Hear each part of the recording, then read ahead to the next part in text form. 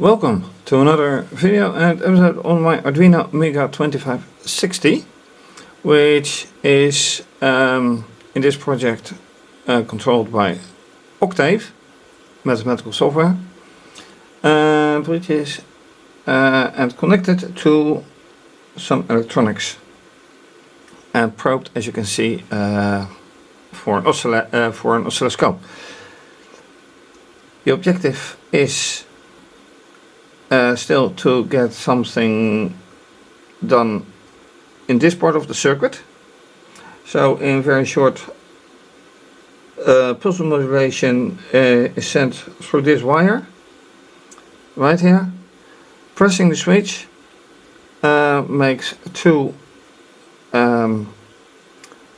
LEDs burn, and then from here the counter voltage is being supplied, and then something should happen here in this inductor. However, using Octave I can also get signal back and put it in a matrix. That is what mathematical software in this case does. However, in the algorithm there are two moments of data acquisition, data capturing. One usually works, the first one. The second one usually does not work. Well, yeah, usually. Sometimes it does, most of the times it does not, which is very annoying. So the question is why? It is pulse modulation as a signal, which is then shown here. Well, it is a very bright flash, but it works. And last time I changed the algorithm such that I can see if something is captured or not, and surprise, it's not.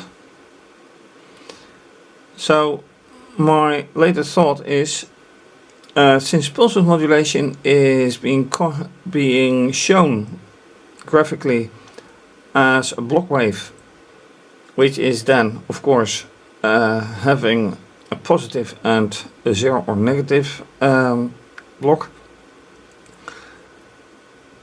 most likely a zero, is the zero then caused by the or is the zero in the data capturing caused by the zero part of the block wave? Something I doubt, but I'll have to find out. So let me start the whole thing. Pressing F5 starts running the program, or it should. Let me check. Yes, it is running somehow. So pressing this button shows two LEDs burn. This one and this one. This one is from the backlash of the voltage. Oscilloscope showing some very nice signal going up and down. Well, increasing and decreasing. So I'm letting it go. I stop the software, and then the question is, how does it go? So let's watch and see whatever the results are. Alright, so here with the view on the board with the circuit and on the oscilloscope, when I press the button, all these lines show signal as well. This is the voltage. Okay, explanation. This one is the yellow. This one is this blue one. Yeah, you can't see the blue, but it's there. This one is this probe. And finally this one is this probe, which is connected here. And looking at once again data capturing, starting at 0. Then, is this okay?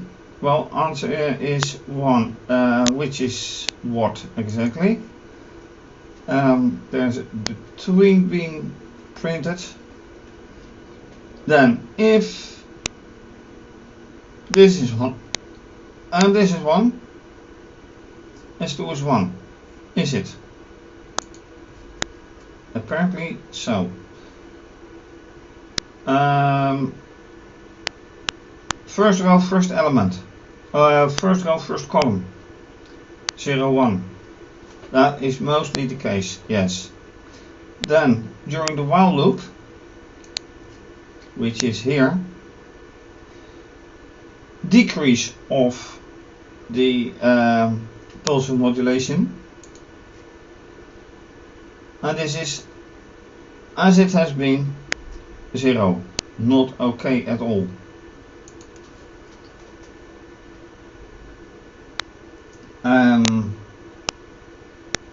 So here I read it and it does nothing. It is this is okay, yeah.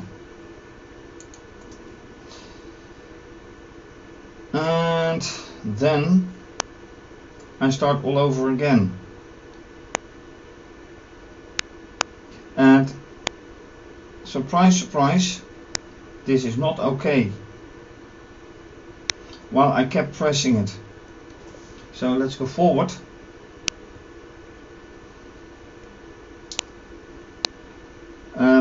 Which is the end. So why? And you can see if I do it again, you can see what is going on. So the question is, why does it change? Why does it capture all the signals? Is it really because of the low and the high? And I have my doubts about it.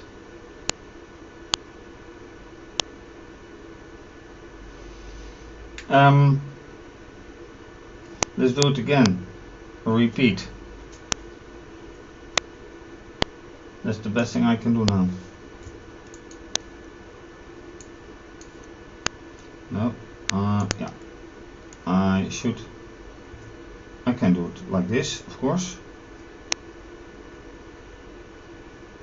So I will press the button, which immediately shows quite a lot.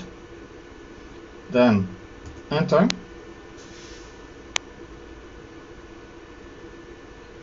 And there we go. Increase.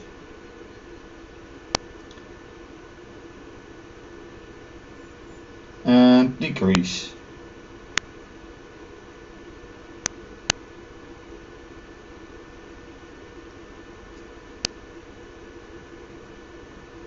And another increase. So I stopped.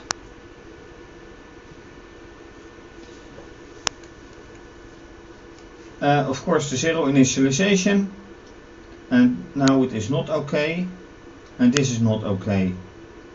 And D22 LED not. That's no surprise.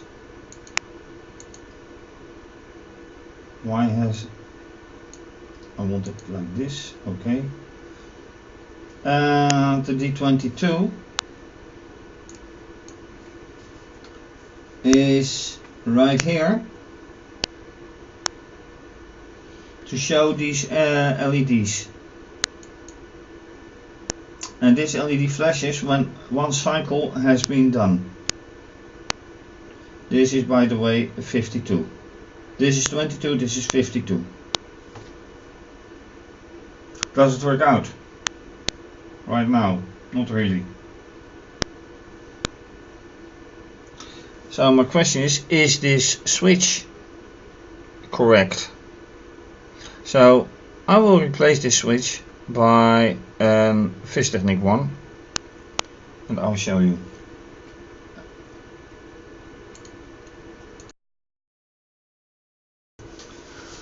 Alright, so as said, I would start using a fischertechnik switch. It has 3 holes, and if I'm correct, and this schematics is correct, can you see it? Not very well. Anyway, this would be normally open, normally closed, and this would be normally open. Then it helps. Okay, normally closed, normally open. So, as this one is normally open, I should do it like this, and then I will find out quickly if the wiring is correct. So let me take out this one and insert this one, and it should not matter how I insert the wires as long as the wires are nicely twisted.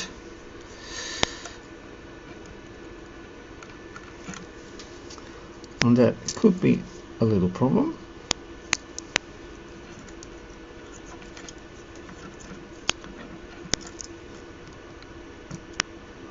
That is 1 and obviously 2. Okay, and then 1 wire has gone out. But as you can see, it is exactly the way I want it. So 1 more wire to fix.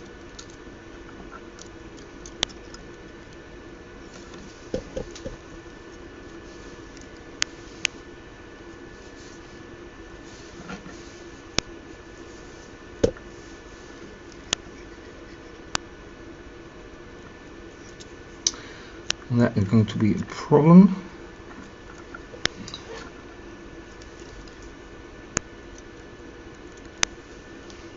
It's a very soft wire, so careful with inserting it. This should work. Alright, let's try again. Hopefully this works. So, going back to here, pressing the switch, go.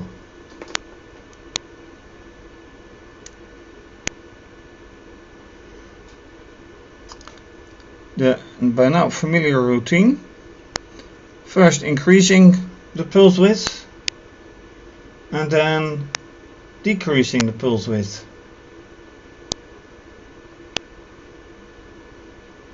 And that's it. LED goes, so it's end of story.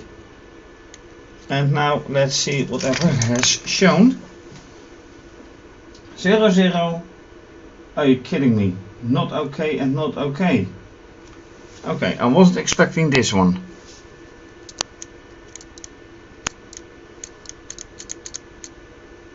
And you can clearly see that the switch does work.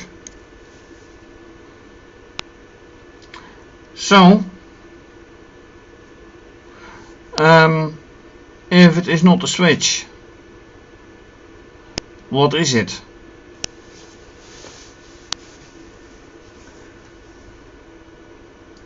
I don't believe it's pulse width modulation as a cause, although you may never rule it out.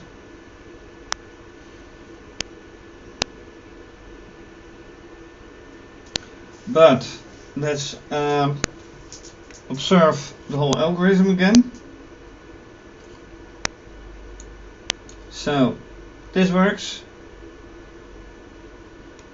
Increase pulse width modulation. And then read it. Read digital pin. Actually, the pulse width here is at maximum. It's always 1.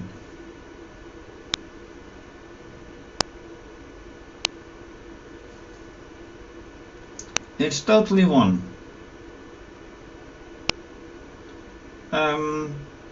Yeah.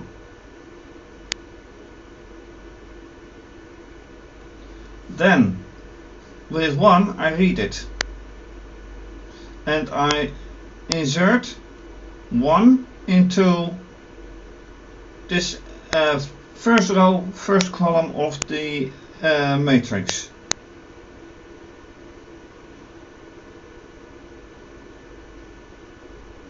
So in this case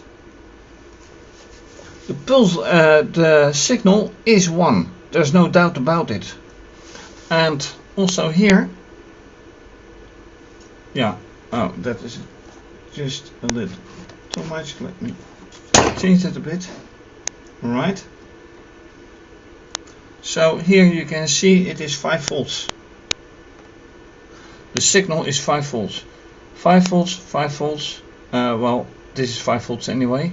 But if I press this, it is more or less 5 volts, 4 volts, something like that. But it is there.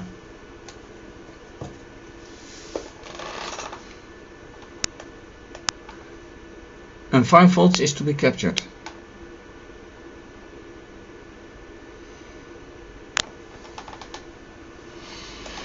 That is why I'm probing it there. So why is it nothing? Let me check the wiring again. So voltage in here, but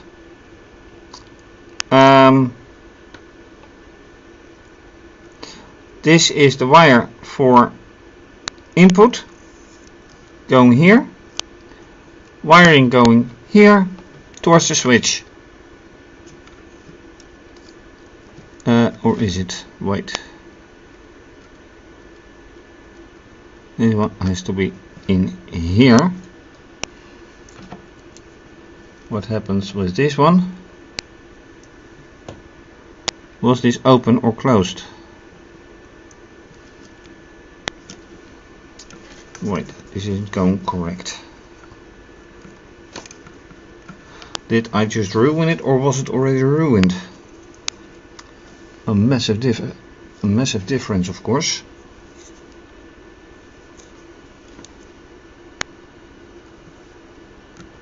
Alright. No, it's not alright. It jumps out of the board. Okay. Yeah, now it gets a signal, no doubt about it.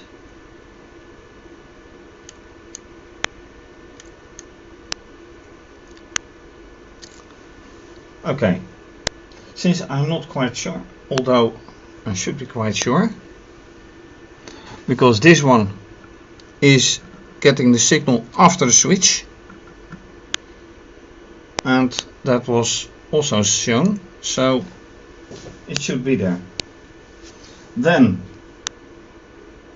right here,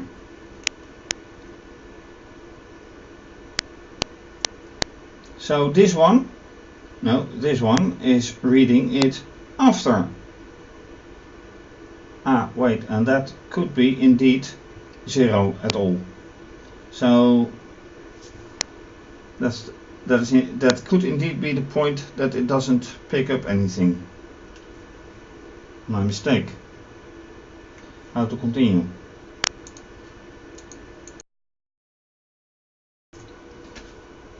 Right, so for the schematics I realized I have made a mistake. This is LED 4, which is for the return of the algorithm, and this is port 52. And if you look good enough, then you'll realize that this is port 52 as well, which is used for the SPI clock signal. So I think, well, not that I'm using it now, but I will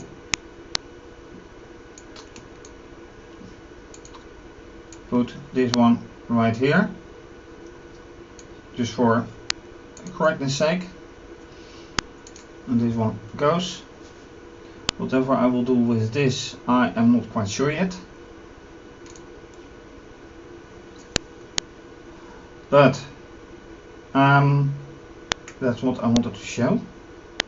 I can do it in another port, of course, but the wire is not quite long enough. So I'll keep it this way. Then realizing from my argument and reasoning that I just did with respect to the pulse modulation decrease.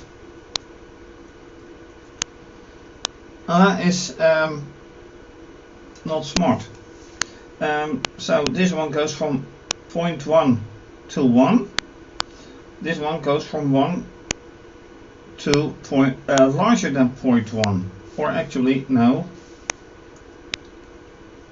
What is the largest value here? Is it 0? And I think that's a point that I need to use. So I want to display J, and then making sure that I know what I'm talking about. So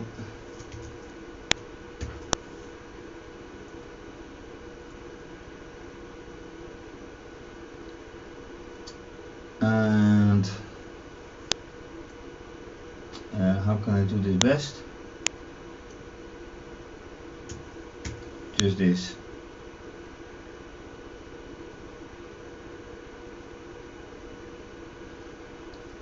I think this will work. Hopefully.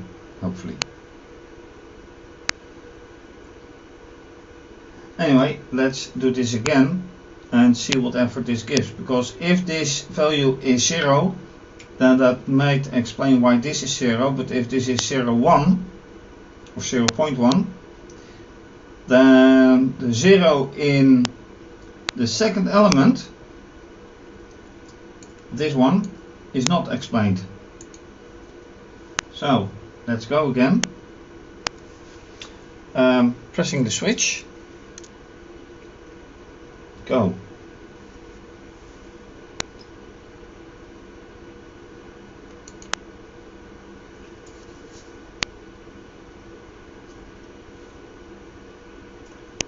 And that's a reset. No, that is now the signal decrease. And there's the LED for the return of the thing, and I quit. So this is not okay. What is this?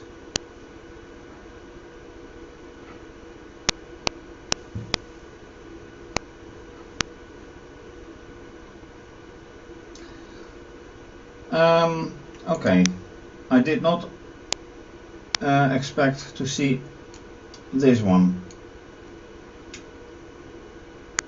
I assume this is an equivalent to 0 something. Okay, this can go, because apparently J is says enough. So this line is away. But it is not 0.1, because that would have been minus 1 or minus 10 or something, but not minus 16. So this is not quite what I expected. How to solve this? Because apparently this is 0, so it takes 0.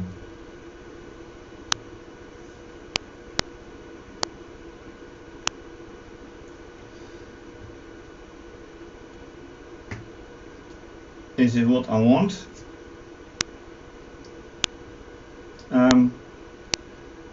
This is doing as long as J is larger than 0,1. So finally,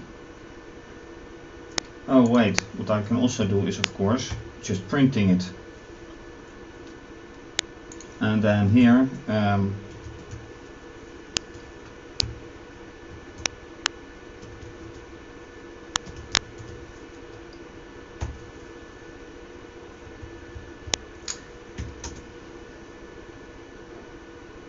this is better, more understandable, I hope. Let's try again.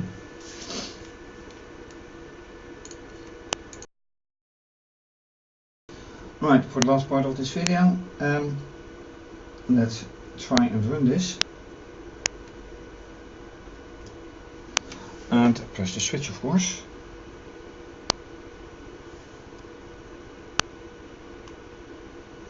So now a J value within while and without and outside the while. And that is the decrease. Flash of the LED and let's stop it. Alright, what have we achieved? Oh, here it starts. Alright. Yeah. Okay. With this result, I can safely assume that J is actually returning to 0. It isn't 0, but it is as good as 0. And that means as well that this one at that moment reached 0. So it is not a wonder, not a miracle that that is happening. Another question is this one. So actually I should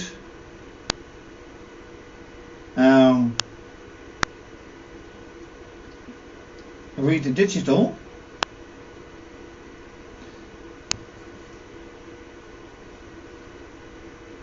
This is J, and here I read the digital value, which is then of course 0.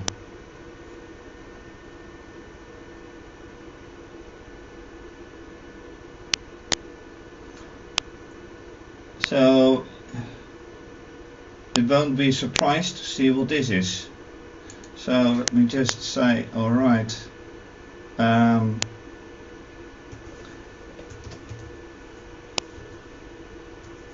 this I after 4, and this is going to be I.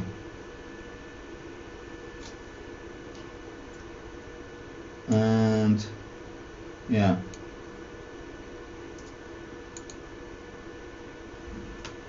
let's say before after a while. So let's do it once more. Press execute and yeah.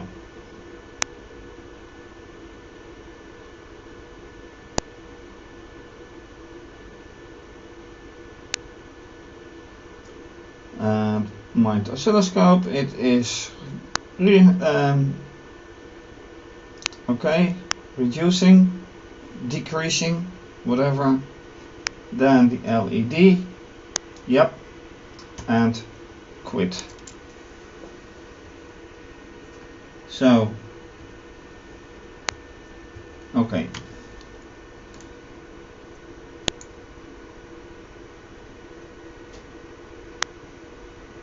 where do we start? Here,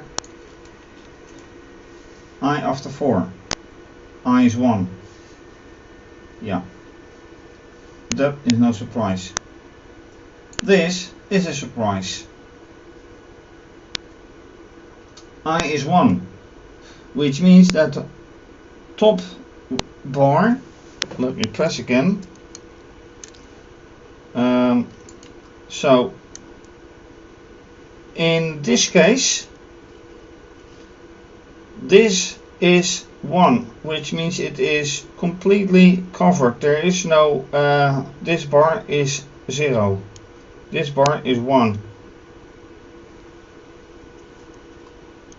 So then Y is the input, the acquired input, 0. That I don't get. This I do get. This I don't. And I'm afraid time is up. So yeah, this obviously will continue. Thank you for watching.